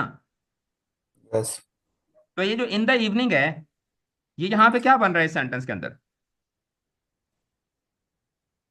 हम्म टाइम। एडवर्ब। एडवर्ब बन एडवर्ब, रहा है ना, एडवर्ब एडवर्ब बन ऑफ रहा है। Time. That is why, adverb. बेटा दैट इज वाई हम लोग व्हेन जो है इसको हम लोग क्या बोलते हैं? इसको हम लोग इंट्रोगेटिव एडवर्ब बोलते एडवर्ब। हैं, क्योंकि ये एडवर्ब के मतलब सवाल पूछता है। देखो, नाउन के मुतालिक सवाल पूछेंगे तो वो प्रोनाउन होगा, एडवर्ब के मुतालिक सवाल पूछेंगे तो वो फिर इंट्रोगेटिव एडवर्ब बन जाएगा, ठीक है ना। जैसे फॉर एग्जाम्पल अगर मैं कहता हूं कि where are you going, where are you going, अब इसका कोई आंसर दो, वेयर आर यू गोइंग का। I am I going to Karachi. Going to market.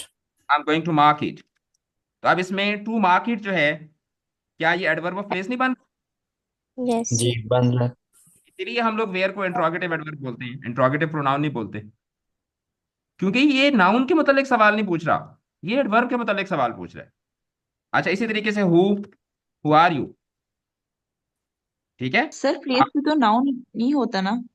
ये बेटा, सर प्लेस को भी हम नाउन में ही काउंट करते हैं ना, कि नाउन इज अ डेफिनेशन के नेम ऑफ पर्सन प्लेस और थिंग।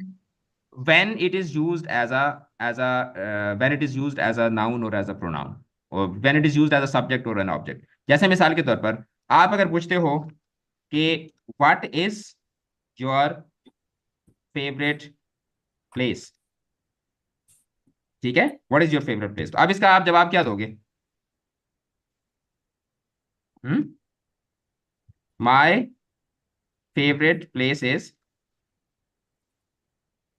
कराची। अब मुझे बताओ कि यहाँ पे कराची जो है ये एडवर्ब बन रहा है? No sir. नो। नहीं।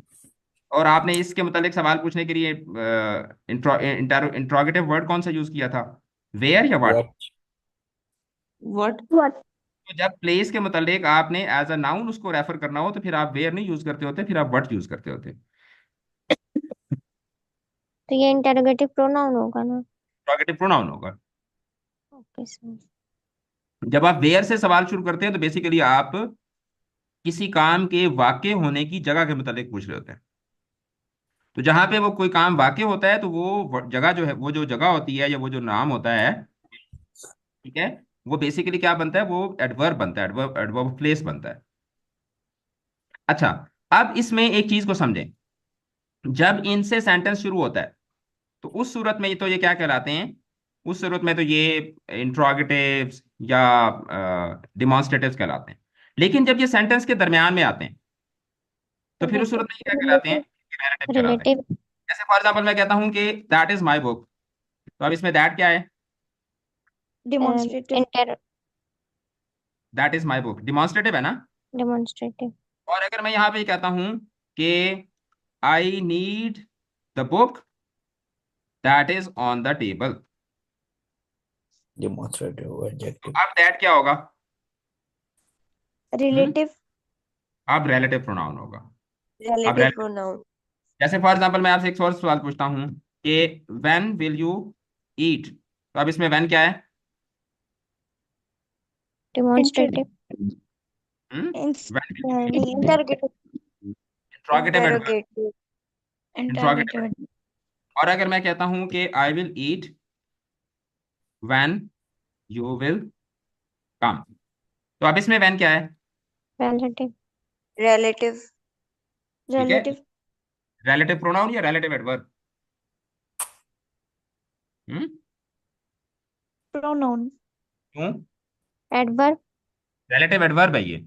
अभी तो मैंने ऊपर आपको बताया था कि ये जिस तरीके से ये रिलेटिव, ऊपर आपको बताया था ना कि जिस तरह से ये रिलेटिव प्रोनाउंस नहीं होते बल्कि क्या होते हैं, रिलेटिव एडवर्ब्स होते हैं। तो इसी तरीके से व्हेन और वेयर जो हैं, ये भी जब सेंटर में आते हैं तो फिर ये इंट्रोगेटिव एडवर्ब्स नहीं कहलाते बल्कि फिर ये रिलेटिव एडवर्ब्स कहलाते हैं।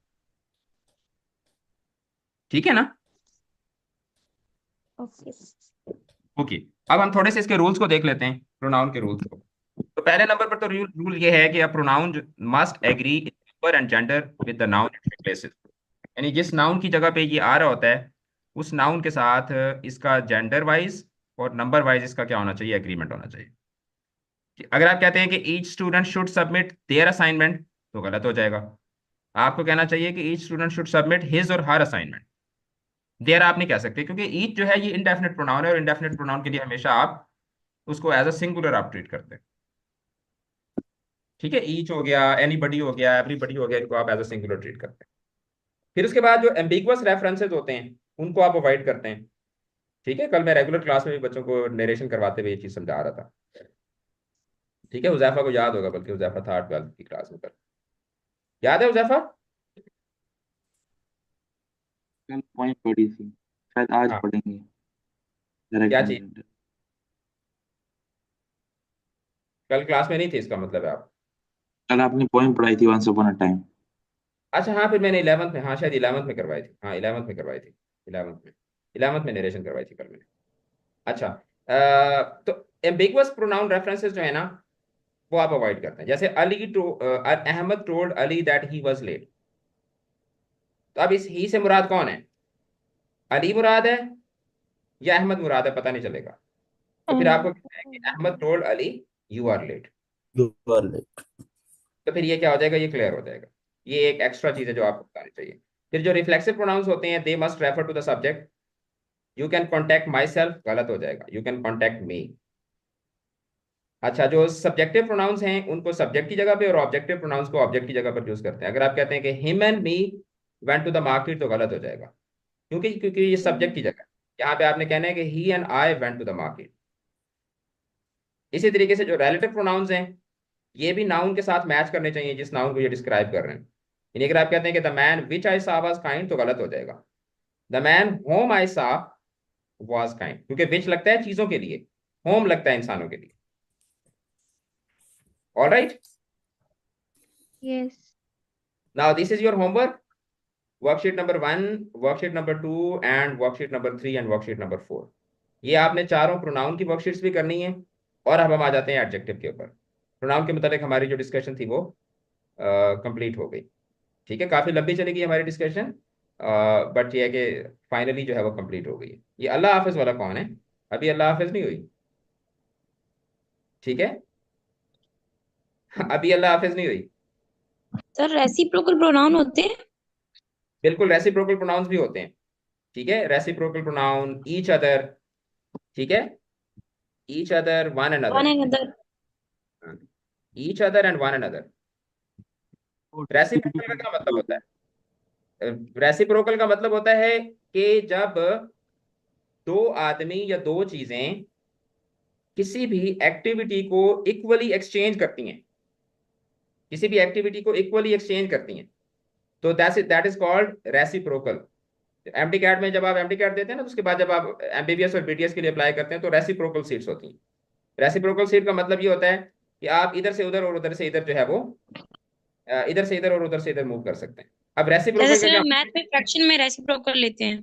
मैथ में जिस तरीके से आप रेसिप्रोकल लेते हैं, जैसे मिसाल के तौर पर मैं कहता हूं कि अली लव्स उमर, और फिर मैं कहता हूं कि उमर लव्स अली, ठीक है, तो इसका मतलब क्या हुआ कि इनके दरमियान जो वो एक्शन है, लव जो है, इनके दरमियान क्या हो रहा है, रेसिप्रोकेट हो रहा है, ठीक है।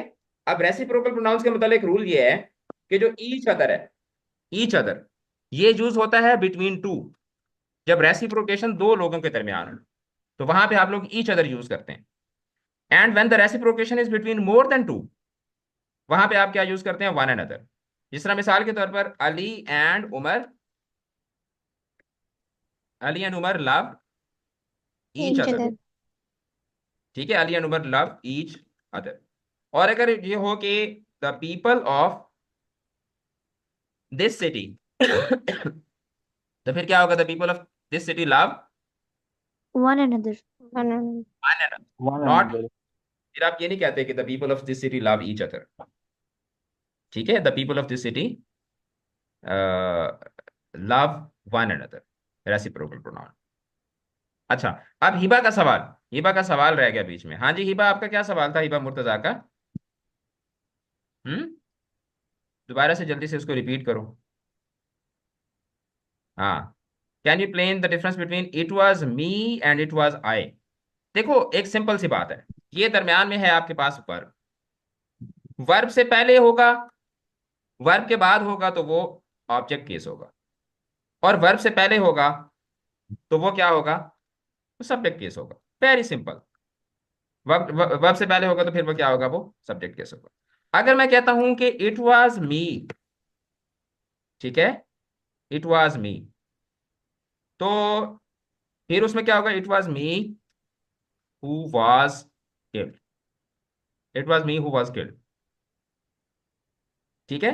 अब इसमें क्या है कि इसमें इट जो है ये बन जाएगा सब्जेक्ट, वाज इसमें बन जाएगा वर्ब, मी इसमें बन जाएगा क्या, लिंकिंग वर्ब, इसका मतलब ना प्रेडिकेट बन जाएगा, और फिर ये हु वाज किल्ड जो है ये इस प्रेडिकेट का क्या बन जाएगा, इस प्रेडिकेट का क्या बन जाएगा, एडजेक्टिव बन जाएगा। लेकिन ये सेंटेंस जो है, ठीक है, ये सेंटेंस बेसिकली एम्बिगुअस होगा। उस, अगर आप ये बात कहना चाहते हैं, if this is what you want to say, then you should simply say कि आई वाज किल्ड, यही है ना। इसको अगर मैं बिल्कुल सिंपल करता हूं तो मैं क्या कहूंगा, मी वाज किल्ड या I was killed? I I was was killed. Killed. I was killed. तो इसका मतलब ये है कि ये जो हु है, ये हु किसकी तरफ रेफर कर रहा है, इस स्ट्रक्चर की तरफ। यस। तो यहां पे फिर क्या आना चाहिए, हम्म, ये आना चाहिए ना बेटा, this should be the structure here ना, क्योंकि देखो इसको अगर आप सिंप्लीफाई करते हैं तो सिंप्लीफाई करने से ये वाला स्ट्रक्चर बनता है। तो इसका मतलब ये है कि ये जो हु है, अभी मैंने ऊपर आपको बताया ना कि जो रिलेटिव प्रोनाउंस हैं, ठीक है, उनको देखना चाहिए कि वो किसकी तरफ रेफर कर रहे हैं। तो इसका मतलब ये है कि ये जो हु है ये मी की तरफ रेफर कर ही नहीं सकता, it was I who was killed, it was I who was doing this. समझ आ रही है ना? तो ये बेसिकली सिर्फ क्या होता है, ये एक एक एक वर्बोसिटी इसमें आ जाती है, यानी कि आप लफाजी कर रहे होते हैं। एक्चुअली में आप यही कहना चाह रहे हैं मतलब it was me who was killed, आप ये कहना ये चाह रहे हैं कि I was killed, not me was killed. तो आप इसको जब वो जिस तरह होता है ना कि छिलके उतारते हैं जब सेंटेंस के, तो छिलके उतारते हैं तो नीचे से आई निकलता है। ये बेसिकली मैं आपको लॉजिक देना देना चाह रहा था कि यहाँ पे मी क्यों नहीं आता, आई क्यों आता है। सेंटेंस का छिलका उतारेंगे तो नीचे से आई निकलेगा, ठीक है, I hope now you got the logic. Okay, alright, now let's talk about the remaining adjectives. तो सबसे पहले हमारे एडजेक्टिव आपको पता है कि it is a word that describes और दैट मॉडिफाइज और gives more information about a noun और अ प्रोनाउन।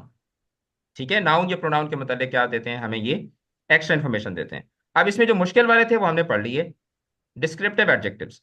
डिस्क्रिप्टिव डिस्क्रिप्टिव का मतलब डिस्क्राइब करने वाले। So descriptive adjectives they basically describe qualities of a noun और अ प्रोनाउन। और वो डिस्क्रिप्शन जो है वो अबाउट अपीयरेंस हो सकती है, अबाउट साइज हो सकती है, अबाउट शेप हो सकती है, किसी भी तरीके से। यानी कि इनको जो डिस्क्रिप्टिव एडजेक्टिव्स होते हैं इनको क्वालिटेटिव एडजेक्टिव्स भी कहा जाता है। ठीक है, क्वालिटेटिव एडजेक्टिव्स भी इनको कहा जाता है। ठीक है, इनको एडजेक्टिव ऑफ ओपिनियन भी कहा जाता है। ठीक है, एडजेक्टिव ऑफ ओपिनियन। ठीक है, क्योंकि इस एडजेक्टिव में आप क्या दे रहे होते हैं, आप सिर्फ अपनी एक ओपिनियन जो है वो दे रहे होते हैं। जैसे Lahore is a historic city, Multan is famous for its sweet mangoes. तो historic, sweet, good, bad, intelligent वगैरह वगैरह।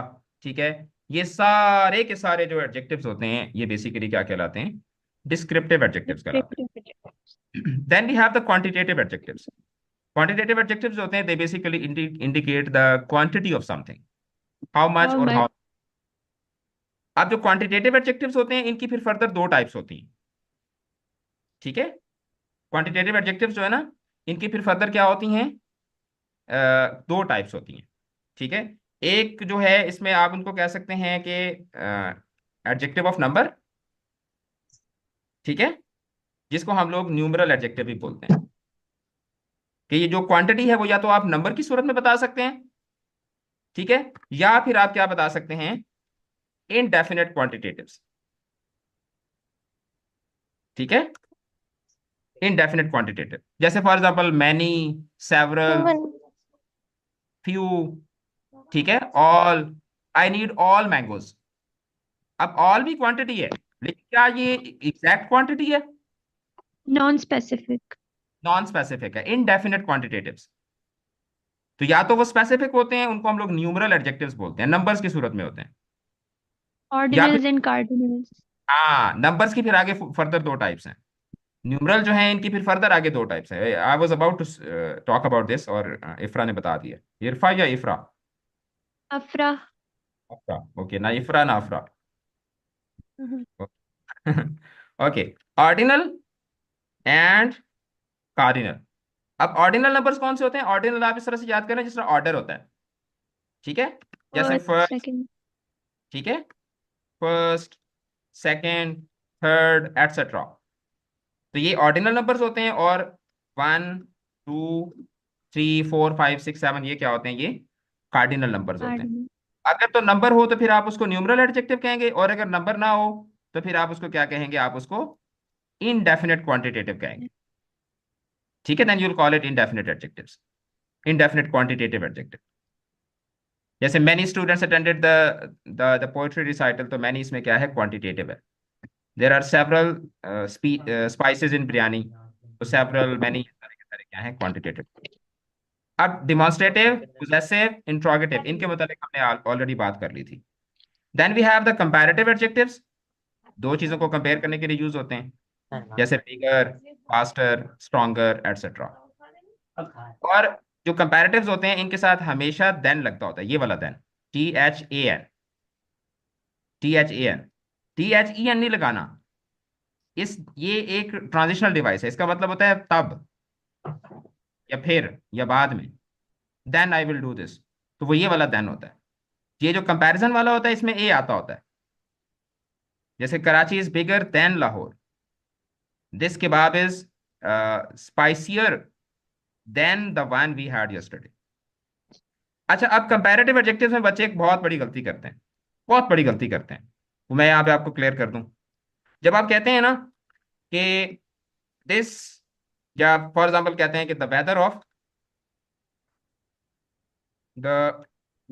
Of Islamabad is hotter than Rawalpindi, तो ये सेंटेंस गलत, ठीक है या गलत है?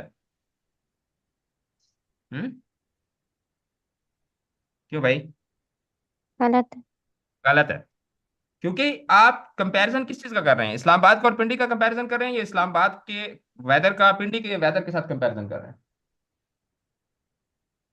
हम्म। वेदर इस्लामाबाद के के वेदर पिंडी के वेदर के साथ। तो फिर आप कहेंगे कि the weather of Islamabad is hotter than than the weather of weather of Rawalpindi. The weather of Rawalpindi, या तो आप इस तरह से कहेंगे, ठीक है, या फिर आप कहेंगे कि the weather of Islamabad Islamabad is hotter than that of Rawalpindi, that of Rawalpindi, yes. Than that of Rawalpindi. ठीक है, the weather of Islamabad is hotter than that of Rawalpindi. मुझे सिर्फ 1 मिनट दें, मैं नाइन्थ वाले जो बच्चे हैं ना उनको मैं टास्क सेंड कर दूँ। ठीक है, जस्ट गिव मी 1 मिनट। तो मैं आज मैंने उनको टास्क देना था, तो इसलिए आई हैड टाइम, तो मैंने कहा चलो मैं आपको ना थोड़ा एक्स्ट्रा पढ़ा देता हूँ। भी आप लोगों ने भाग नहीं जाना फिर, आप ये ना समझे कि बस भाग जाएंगे।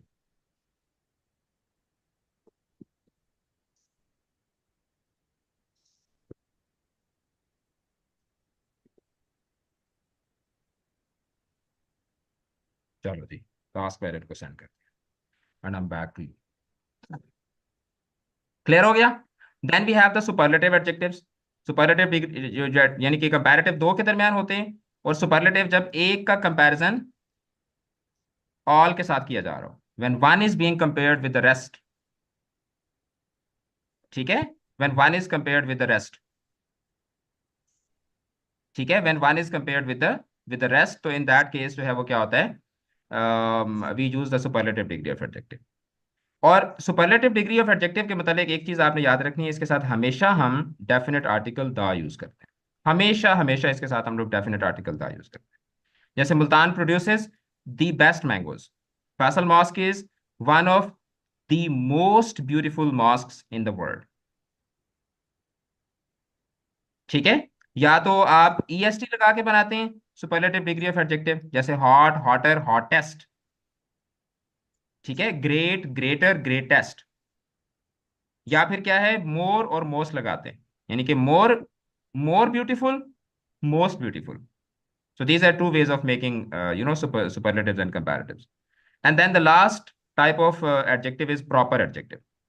Proper adjective में क्या होता है, जब आप किसी प्रॉपर नाउन को एडजेक्टिव के तौर पर यूज करते हैं, तो then it becomes a proper adjective. जिस तरह मिसाल के तौर पर पाकिस्तान है, तो पाकिस्तान क्या है, पाकिस्तान एक प्रॉपर नाउन है ना।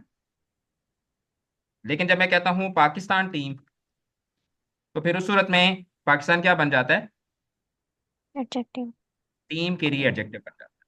टीम के लिए क्या बन जाता है, एडजेक्टिव बन जाता है। एडजेक्टिव। ठीक है, हाँ, बात समझ आ गई है ना। और इसी तरीके से पाकिस्तान से पाकिस्तानी, लाहौर से लाहौरी, जर्मनी से जर्मन, जापान से जापानीज।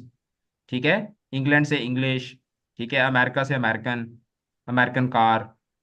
ठीक है, इस्लाम से इस्लामिक ट्रेडिशन। तो प्रॉपर नाउन से जब आप एडजेक्टिव बनाएंगे, ठीक है, I was listening Urdu songs, तो उर्दू सॉन्ग्स में उर्दू फिर क्या बन जाएगा, उर्दू जो है वो एक प्रॉपर एडजेक्टिव बन जाएगा। और last last concept about the adjective, adjectives, और फिर उसके बाद हम अपनी क्लास को खत्म कर देंगे। And that is basically the order of adjective. अब इसमें से एक एमसीक्यू जो है जरूर आता है। जी अफीफा, क्या सवाल है आपका बेटा? कंपैरेटिव एडजेक्टिव्स के आखिर में ई आर या आर ही आता है? कंपैरेटिव के आखिर में आता है ई आर ही नहीं आता, ई आर आता है। ठीक है, ई आर। ठीक है, जिस तरह हॉट से हॉटर। अच्छा, डिस्ट्रीब्यूटिव एडजेक्टिव जो है उनको हम लोग डिटर्मिनर्स में डिस्कस करेंगे। ठीक है, जो हुजैफा जो आप चीज़ पूछ रहे हैं ना, वो डिटर्मिनर्स में आती है, आगे मैंने आपको डिटर्मिनर्स पढ़ाने हैं। अच्छा, बाज़ दफ़ा ऐसे होता है कि आप एक नाउन को मॉडिफाई करने के लिए या एक नाउन के मुतालिक बात करते वक्त आप एक से ज़्यादा एडजेक्टिव्स यूज़ करते हैं, एक से ज़्यादा। तो जब एक से ज़्यादा आप एडजेक्टिव्स यूज़ करते हैं, तो उस सूरत में आप क्या करते हैं, उस सूरत में आप उनको रैंडमली यूज़ नहीं कर सकते, बल्कि आपने उनको एक ऑर्डर में यूज़ करना होता है। तो आप, ये ट्रिक है, इसको आप याद रख सकते हैं, और इसके थ्रू आप ऑर्डर ऑफ एडजेक्टिव जो है उसको आप अंडरस्टैंड कर सकते हैं। जब ऐसा हो कि एक सेंटेंस के अंदर एक से ज्यादा एडजेक्टिव दिए गए हों, ठीक है, एक से ज्यादा एडजेक्टिव दिए गए हों, तो एम्फसाइजिंग एडजेक्टिव आपके सिलेबस में शामिल नहीं है। ठीक है अफरा, एम्फोसाइजिंग एडजेक्टिव जो हैं, देखो we only have to go with the syllabus, जो एसएलओ बेस्ड आपका सिलेबस है, वरना इस तरीके से तो okay sir, noun thank you. Noun की बेटा कोई 50 से ज्यादा टाइप्स है। Yes sir. ठीक है, नाउन की 50 से ज्यादा टाइप्स है, और मेरे पास तो ग्रामर की बुक्स का ढेर लगा हुआ है। मैं अगर आपको सिर्फ नाउन के ऊपर अगर आप हम लोग डिस्कशन करना शुरू करें तो हो सकता है कि हमारा पूरा साल नाउन पे गुजर जाए। तो हमने यस। सिर्फ जो एसएलओ बेस्ड सिलेबस है सिर्फ हमने उसको लेके चलना है। अच्छा, अब होता क्या है कि सबसे पहले एडजेक्टिव, जब एक से ज्यादा एडजेक्टिव हो तो सबसे पहले एडजेक्टिव ऑफ ओपिनियन। ठीक है, एडजेक्टिव ऑफ ओपिनियन, यानी क्वांटिटी तो सबसे पहले ही आती है ना, ये तो सबको पता है कि जो क्वांटिटेटिव एडजेक्टिव होता है वो सबसे पहले आता है, क्वांटिटेटिव के बाद। तो आप इसको याद इस तरीके से कर सकते हैं, 1Q-कॉम्प या O-कॉम्प। ठीक है, O-कॉम्प या 1Q-कॉम्प, 1Q-कॉम्प या 1O-कॉम्प, जिस तरीके से आप इसको मर्जी याद रखना चाहें। वन का मतलब है क्वांटिटी, क्वांटिटी सबसे पहले आती है, उसके बाद क्वालिटी, क्वालिटेटिव एडजेक्टिव या एडजेक्टिव ऑफ ओपिनियन, जिस तरह से आप मर्जी कह रहे हैं। S stands for size, A stands for age, SH stands for shape, C stands for colour, O stands for origin, M stands for material and P stands for purpose. ठीक है, जिस तरह मिसाल के तौर पर ओपिनियन में क्या होता है, ब्यूटीफुल, लवली, अगली वगैरह, साइज में बिग, स्मॉल, टाइनी। ठीक है, एज में old, new, ancient, recent, latest, modern वगैरह वगैरह। शेप में राउंड, स्क्वेयर, ओवल, रेक्टेंगुलर वगैरह वगैरह। कलर आपको साल से पता होंगे। ओरिजिन से क्या मुराद है कि मतलब वो चीज़ कहाँ से आई है, पाकिस्तानी, ब्रिटिश, चाइनीज, इसी तरीके से इंपोर्टेड, एक्सपोर्टेड, ये भी क्या होते हैं, ये भी एडजेक्टिव ऑफ ओरिजिन होते हैं। फिर मटेरियल में वुडन, सिल्क, मेटालिक, ठीक है, डायमंड वगैरह वगैरह। और फिर उसके बाद पर्पस, पर्पस से मुराद जिस तरह ना डाइनिंग चेयर, ठीक है, conference chair, study chair, office chair, तो मतलब किस पर्पस के लिए वो चीज़ यूज होती है। अब जिस तरह मिसाल के तौर पर यहाँ पे एक एग्जांपल दी हुई है, a beautiful large old round red Pakistani silk prayer mat. तो अब इसमें बात हम किसकी कर रहे हैं? हाँ, prayer mat. Mat mat, mat की हम लोग बात कर रहे हैं। तो प्रेयर इसका क्या है, प्रेयर मैट, प्रेयर इसका पर्पस है, पर्पस। सिल्क इसका मटेरियल है, पाकिस्तानी इसका ओरिजिन है, ओरिजिन। रेड इसका कलर। कलर, राउंड इसकी, साइज। शेप। शेप। ओल्ड इसकी एज है, लार्ज इसका साइज है, साइज। ब्यूटीफुल क्या है, ओपिनियन। क्वालिटी है या ओपिनियन है, और आ जो है ये इसकी क्या है, क्वांटिटी है। हाँ मतलब वन। अच्छा, इसी तरीके से द ब्राइड वोर अ gorgeous bright red traditional Pakistani bridal dress. ठीक है, तो ड्रेस की हम लोग बात कर रहे हैं, कौन सा ड्रेस था, ब्राइडल। पर्पस। तो ब्राइडल पर्पस है, पाकिस्तानी इसका ओरिजिन है, और ट्रेडिशनल जो है ये इसका क्या होगा, ट्रेडिशनल बेसिकली, ओरिजिन। हाँ, ओरिजिन। ठीक है, ओरिजिन है, ये भी ओरिजिन है। ठीक है, ट्रेडिशनल, ट्रेडिशनल है, क्लासिक है, तो ये सारे के सारे इसके क्या हो, ओरिजिन होते हैं, कि मतलब ये कहाँ से शुरू हुआ यार, ये ट्रेडिशनल है, कि मतलब इसका ओरिजिन क्या है। तो ट्रेडिशनल भी एक ओरिजिन को ही शो करता है। रेड इसका कलर है, ठीक है, और ब्राइट जो है, ठीक है, ब्राइट ये भी इसका कलर है, ब्राइट रेड। ठीक है, ब्राइट रेड। और गॉर्जस जो है ये इसके बारे में क्या है, ओपिनियन है। और आज जो है इसका सर क्या हो जाएगा, कल्चरल भी ओरिजिन ओरिजिन होगा। कल्चरल, कल्चरल, इसी तरीके से ट्रेडिशनल, लोकल। ठीक, एंशियंट। तो ये सारे के सारे उसके क्या होंगे, ओरिजिन होंगे। अच्छा, अब इसमें रूल्स ये हैं कि एडजेक्टिव्स को हम कभी भी प्लूरलाइज नहीं करते, रेड का कभी भी रेड्स नहीं बनाते होते, और जो कंपैरेटिव और सुपरलेटिव फॉर्म्स हैं उनको आपने करेक्टली यूज करना होता है। ई आर जो है वो लगता है कंपैरेटिव्स के लिए, ई आर या मोर, और ई एस टी या मोस्ट लगता है सुपरलेटिव्स के लिए। ठीक है, और दोनों में से एक यूज करते हैं, आप ये नहीं कह सकते कि Lahore is more bigger than Multan. या तो आप कहेंगे Lahore is bigger than Multan, या फिर आप कहेंगे Lahore is more big than Multan. जब मोर या मोस्ट लगाते हैं तो फिर हम एडजेक्टिव के साथ ई आर या ई एस टी नहीं लगाते। ठीक है, और अगर आप एडजेक्टिव ऑफ डिग्री वेरी को यूज कर रहे हो, जो कि बेसिकली क्या होता है, एडवर्ब बनता है, तो वो हमेशा क्या होता है, वो एडजेक्टिव से पहले आता है। मतलब आप ये नहीं कहते कि the T is hot very, the T is very hot. ठीक है, फिर इसके बाद जो डिमॉन्स्ट्रेटिव एडजेक्टिव्स होते हैं वो हमेशा नाउन के नंबर के अकॉर्डिंग लगते हैं। यानी कि फॉर एग्जांपल फ्लावर्स है तो फ्लावर्स के साथ आप दिस नहीं लगाएंगे, बल्कि आप कहेंगे कि दीज फ्लावर्स आर ब्यूटीफुल। ठीक है। और एडजेक्टिव जो है ये क्या होते हैं, ये हमेशा जब खाली एडजेक्टिव यूज कर रहे हो तो फिर ये वर्ब के बाद आता है। खाली एडजेक्टिव यूज कर रहे हैं, जैसे द मॉस्क इज ब्यूटीफुल, तो अब इसमें इज क्या है, ये लिंकिंग वर्ब है। लिंक वर्ब्स के मुतालिक हम लोग कल बात करेंगे। तो खाली एडजेक्टिव है, एडजेक्टिव हमेशा नाउन के बाद आता है, लेकिन खाली अगर एडजेक्टिव होगा तो ये हमेशा क्या होगा, वर्ब के बाद आएगा। वर्ब से पहले नहीं आ सकता खाली एडजेक्टिव। मतलब आप ये नहीं कह सकते कि beautiful is the mosque is beautiful. Noun पहले आएगा और फिर उसके बाद लिंकिंग वर्ब, और उसके बाद उसकी क्वालिटी या जो भी उसकी मुतालिक आप उसका कॉम्प्लीमेंट देना चाहते हैं वो आप देंगे। ठीक है। तो दीज आर योर टास्क। 4 आपकी प्रोनाउन की वर्कशीट्स हैं, सर 4 ही आपकी जो है वो एडजेक्टिव की वर्कशीट्स हैं। जी बेटा। सर हमें यही वाले नोट्स मिल जाएंगे? तो आपके साथ शेयर तो हुए हैं बेटा ग्रुप में।